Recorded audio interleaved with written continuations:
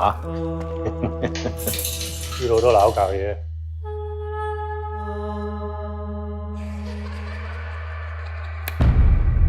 你對眼係咪可以見到嗰啲嘢㗎？總之唔好理，扮見唔到，佢哋就會埋嚟㗎啦。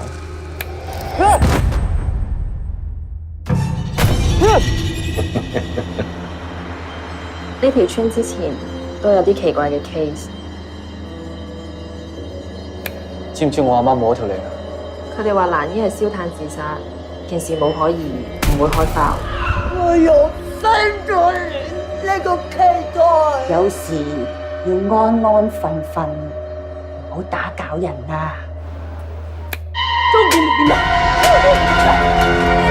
我已經好努力瞓見唔到啦，點解佢哋仲要嚟揾我嘅？